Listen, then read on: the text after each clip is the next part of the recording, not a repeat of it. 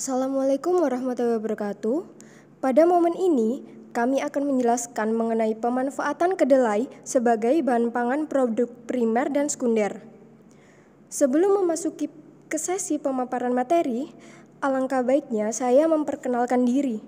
Perkenalkan, nama saya Hafidah Mutikinanti sebagai moderator yang akan membimbing jalannya presentasi kali ini. Pada presentasi kali ini, kita akan membahas mengenai produk primer dan produk sekunder dari kedelai. Kalian tahu nggak sih produk primer dan sekunder apa yang dihasilkan dari kedelai? Nah, untuk mengetahui jawaban dari persoalan tersebut, yuk kita simak pemaparan materi berikut. Sebelum lanjut ke penyampaian materi, saya akan memperkenalkan anggota kelompok saya, yakni Siska Susilawati, Putri Lestari, Hasnabi Sofia, dan Nurdina Fitriana. Baik, kepada presentator kami persilahkan. Dasar teori. Pertumbuhan ekonomi negara-negara berkembang telah mengubah pola konsumsi penduduknya dari pangan penghasil energi ke produk penghasil protein. Karena itu, kebutuhan protein baik nabati maupun hewani akan terus meningkat seiring dengan pertambahan penduduk, urbanisasi, dan peningkatan pendapatan. Menurut Silitonga et al. 1996, salah satu komoditas pangan penghasil protein nabati yang dikenal masyarakat adalah kedelai. Kedelai merupakan kelompok biji-bijian yang mudah sekali rusak. Oleh karena itu, kedelai dapat dijadikan produk pangan primer dan juga produk pangan sekunder. Produk pangan primer atau bahan pangan setengah jadi memang tidak bisa langsung dikonsumsi. Mayoritas harus dilakukan pengolahan kembali agar menjadi bahan pangan jadi atau makanan yang langsung dikonsumsi. Salah satu contoh produk primer adalah tempe. Sedangkan produk sekunder merupakan produk yang dari pengolahan bahan baku menjadi barang setengah jadi atau barang siap pakai. Dalam hal ini, kedelai dapat dimanfaatkan sebagai produk sekunder, yaitu produk jadi seperti susu kedelai. Nah, untuk rumusan masalahnya, yang pertama, bagaimana cara memanfaatkan biji kedelai sebagai produk pangan primer dan sekunder. Yang kedua, berapa jumlah finansial yang dibutuhkan untuk pembuatan tempe dan susu kedelai. Yang ketiga, bagaimana faktor internal dan eksternal dalam usaha tempe dan susu kedelai. Nah, untuk tujuannya, 1. Mengetahui cara pemanfaatan biji kedelai sebagai produk pangan primer dan sekunder. Kedua, mengetahui jumlah finansial yang dibutuhkan untuk pembuatan tempe dan susu kedelai. Yang terakhir, mengetahui faktor internal dan eksternal dalam usaha tempe dan susu kedelai. Baik, selanjutnya ada diagram alir pembuatan tempe. Input dari pembuatan tempe yaitu kedelai. Kedelai dicuci terlebih dahulu untuk memisahkan kedelai dari kotoran-kotoran yang menempel pada kedelai. Selanjutnya kedelai direbus selama 10 menit. Setelah 10 menit, pisahkan kedelai dari kulit arinya dan rendam kedelai selama 24 jam. Setelah 24 jam, cuci kedelai dan rebus kedelai selama 5 menit. Tujuan perebusan tersebut untuk menghilangkan asam yang dihasilkan dari proses perendaman kedelai. Selanjutnya, kedelai ditiriskan dan didinginkan dan dilakukan proses inokulasi atau yang biasa kita sebut dengan peragian. Setelah diragikan secara rata, kedelai dibungkus dan dilanjut dengan proses inkubasi atau proses fermentasi untuk menghasilkan hifa pada tempe. Setelah ditunggu selama 2 hari, tersebut akan menjadi tempe. Selanjutnya ada diagram alir susu kedelai. Input dari pembuatan susu kedelai sama dengan pembuatan tempe, yaitu kedelai. Untuk tahap awal, kedelai dicuci terlebih dahulu dan direndam selama kurang lebih 6 jam. Tujuan dari perendaman tersebut untuk menghasilkan saripati yang maksimal serta untuk mempermudah kita dalam mengupas kulit arinya. Setelah dipastikan kulit arinya sudah terlepas semua, rebus kedelai selama 15 menit. Setelah 15 menit, cuci dan giling kedelai serta saring, lalu kedelai tersebut atau sari kedelai tersebut direbus dengan mencampur gula, essence, dan pandan. Setelah direbus, dinginkan kedelai, lalu bungkus kedelai menggunakan botol. Baik, mungkin dari teman-teman ada yang kurang mengerti atau kurang paham mengenai penjelasan yang saya paparkan tadi. Teman-teman bisa langsung lihat video yang akan kami tayangkan.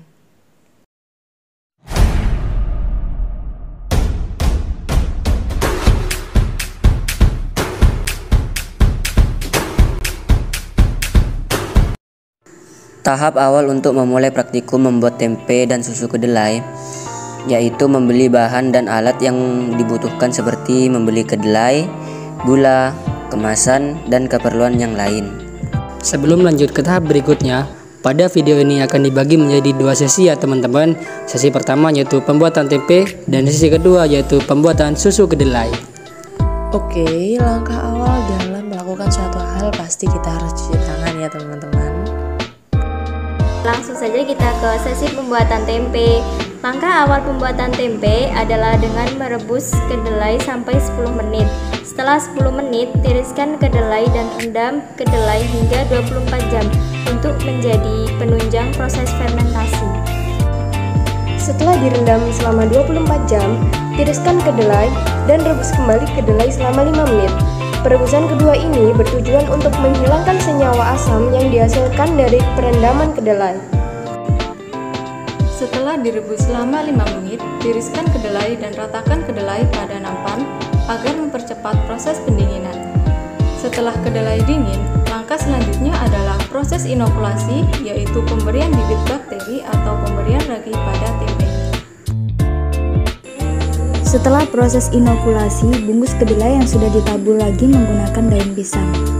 Oke, selanjutnya merupakan tahap terpenting dalam pembuatan tempe, yaitu proses inkubasi atau proses pertumbuhan hifa pada tempe. Jadi, pada proses ini merupakan proses terpenting yang menjadi patokan jadi atau tidaknya tempe. Tunggu tempe hingga 2-3 hari untuk memperoleh hifa yang maksimal. Oke, selanjutnya kita masuk ke sesi kedua yaitu pembuatan susu kedelai. Langkah awal dalam melakukan sesuatu pastinya kita akan mencuci bahan-bahan yang akan kita gunakan. Setelah dicuci, tahap berikutnya adalah perendaman. Tujuan dari perendaman tersebut agar kita mudah untuk menghancurkan kedelai tersebut serta untuk mempermudah kita mendapatkan sari pati yang akan dihasilkan kedelai nanti. Setelah dirasa kedelai sudah mulai mengembang, langkah selanjutnya adalah mensortasi kulit ari dengan kedelai. Oke, tahap selanjutnya adalah tahap penghancuran. Pada tahap penghancuran ini kami menggunakan blender untuk menghancurkan kedelai-kedelai tersebut. Oke, selanjutnya ada proses penyaringan nih teman-teman. Pada proses penyaringan ini memiliki tujuan untuk kita mendapatkan sari pati yang baik. Selanjutnya adalah tahap perebusan. Pada tahap perebusan ini di dalamnya masih ada sub tahap-tahap teman-teman. Yang pertama yaitu pemberian pandan untuk memberikan aroma yang khas pada susu kedelai. Selanjutnya adalah pemberian gula, yaitu untuk memberikan rasa manis pada susu kedelai. Selanjutnya adalah pemberian essence taro yang bertujuan untuk memberikan rasa tambahan pada susu kedelai. Setelah mendidih dengan kantaro untuk bisa lanjut ke tahap perebusan. Sembari menunggu kedelai dingin, kita akan membuat topping dari susu kedelai yaitu membuat puding. Pada pembuatan puding ini kita cukup melarutkan agar puding ke dalam air. Setelah dirasa puding tersebut sudah larut, kita rebus puding tersebut hingga mendidih, dan setelah mendidih kita tuang puding tersebut ke dalam cetakan. Oke, kita kembali ke pembuatan selai ini teman-teman. Tahap ini merupakan tahap terakhir, yaitu tahap pengemasan. Pada pengemasan ini bertujuan agar konsumen bisa tertarik dengan produk kita.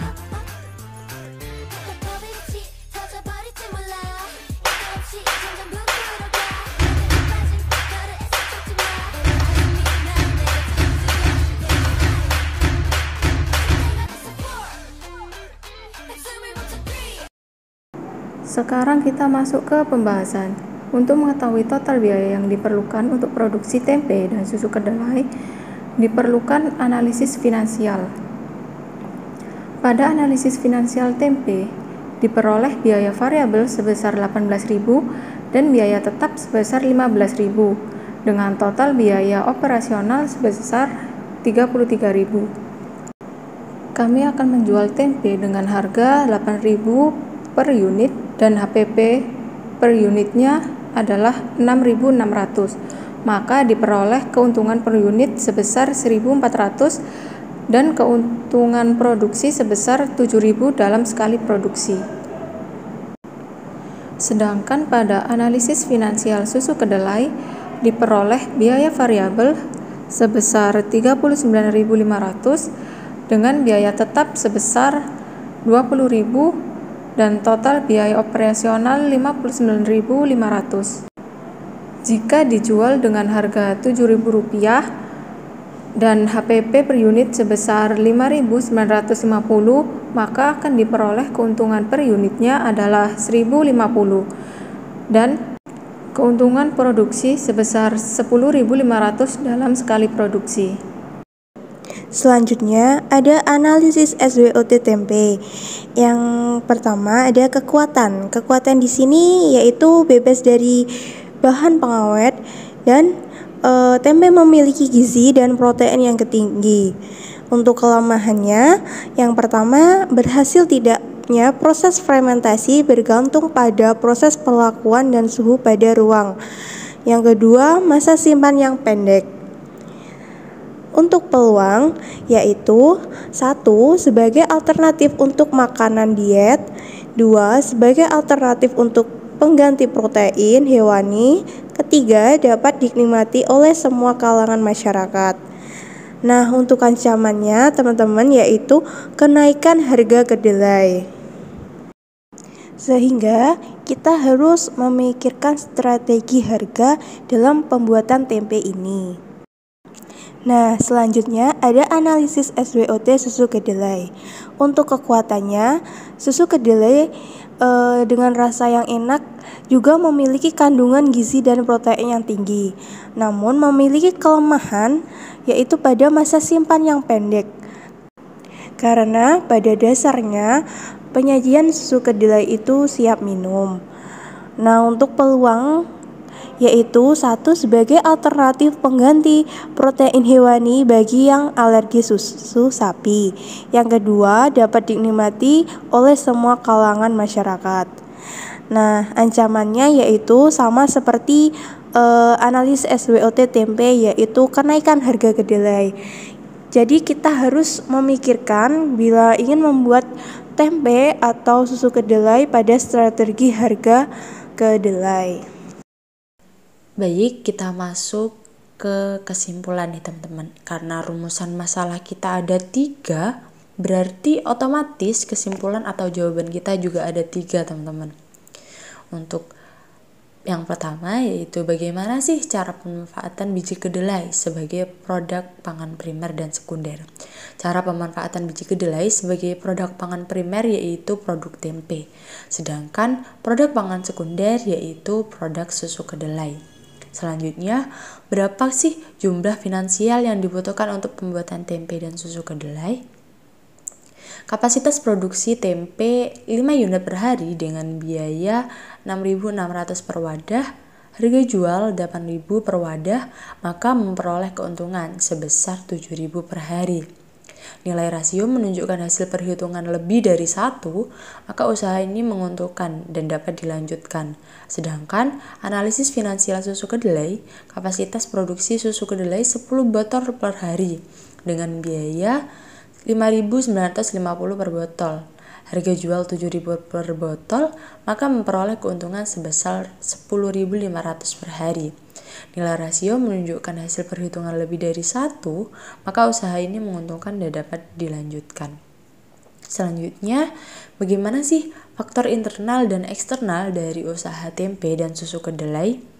Faktor internal yang terdapat dalam usaha tempe ini meliputi faktor kekuatan, yaitu bebas dari pengawet dan berprotein tinggi pastinya, serta faktor kelemahan, yaitu keberhasilan fermentasi tergantung pada suhu dan memiliki masa simpan yang pendek. Faktor eksternal yang terdapat dalam usaha tempe ini meliputi faktor peluang, yaitu sebagai makanan untuk diet, pengganti protein hewani, dan dapat dinikmati oleh semua kalangan masyarakat, serta faktor ancaman, yaitu kenaikan harga kedelai. Selanjutnya ada faktor internal dan faktor eksternal dari susu kedelai. Faktor internal yang terdapat dalam usaha susu kedelai ini meliputi faktor kekuatan, yaitu memiliki kandungan gizi dan protein tinggi, serta faktor kelemahan, yaitu memiliki masa simpan yang pendek.